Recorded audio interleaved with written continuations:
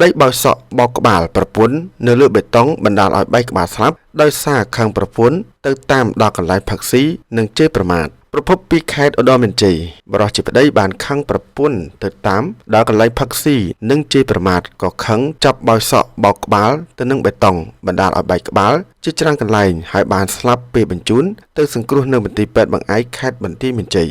នៅកាលពីថ្ងៃទី18ខែមីនាឆ្នាំ2025មានករណីហិង្សាជនសង្ស័យឈ្មោះអុកអ៊ូនភេទប្រុសអាយុ46ឆ្នាំមុខរបរជាកម្មករមានទីលំនៅនៅភូមិបរិយរដ្ឋសង្កាត់សំរោងបានធ្វើសកម្មភាពវាយទៅលើជនរងគ្រោះឈ្មោះច័ន្ទស្រីរតភេទស្រីអាយុ43ឆ្នាំត្រូវជាប្រពន្ធមុខរបរនារីការ៉ាអូខេមានទីលំនៅនៅភូមិបរិយរដ្ឋបាលសង្កាត់សំរោងក្រុងសំរោងដោយបានចាប់បោកសក់បោកក្បាលទៅនឹងបេតុងបណ្ដាលឲ្យបែកក្បាលជាច្រើនកន្លែងនិងបានស្លាប់នៅពេលបញ្ជូនទៅដល់មន្ទីរពេទ្យខេត្តឧត្តរមានជ័យក្រោយទទួលបានព័ត៌មាននេះលោកវរៈសេនីយ៍ឯកហមភិរមអធិការនគរបាលស្រុកសំរោងបានចាត់បញ្ជាឲ្យកម្លាំងជំនាញផែនការងារនគរបាលយុទ្ធធរនិងកម្លាំងប៉ុស្តិ៍នគរបាលរដ្ឋបាលសំរោងចុះដល់ទីតាំងកន្លែងកើតហេតុធ្វើការត្រួតពិនិត្យនិងឃាត់ខ្លួនជនសង្ស័យខាងលើនាំទៅកាន់អធិការដ្ឋាននគរបាលស្រុកសំរោងដើម្បីធ្វើការសាកសួរតាមនីតិវិធីច្បាប់ក្នុងពេលសួរនាំជនសង្ស័យបានឆ្លើយសារភាពថា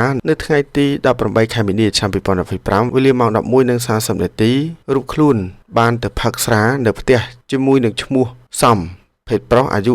45ឆ្នាំនិងឈ្មោះហៅ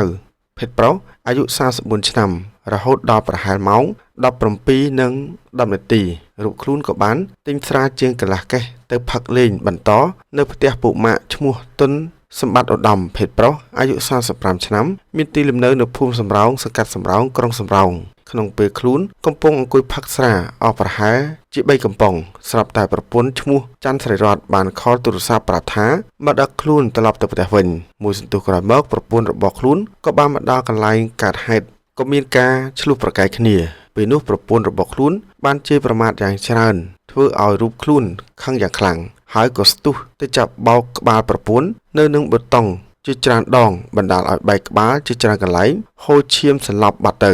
ក្រោយពីធ្វើសកម្មភាពរួចស្រាប់តែសមត្ថកិច្ចមកដល់ហើយក៏បាននាំខ្លួនទៅកាន់អធិការដ្ឋាននគរបាលស្រុកសំរោងធ្វើការសាកសួរបច្ចុប្បន្នជនសង្ស័យត្រូវបានកម្លាំងជំនាញផែនការងារនគរបាលយុទ្ធធរនៃស្នងការដ្ឋាននគរបាលស្រុកសំរោងក៏សាងសំណុំរឿងនិងបញ្ជូនទៅកាន់ស្នងការដ្ឋាននគរបាលខេត្តឧត្តរមានជ័យចាត់ការតាមនីតិវិធីច្បាប់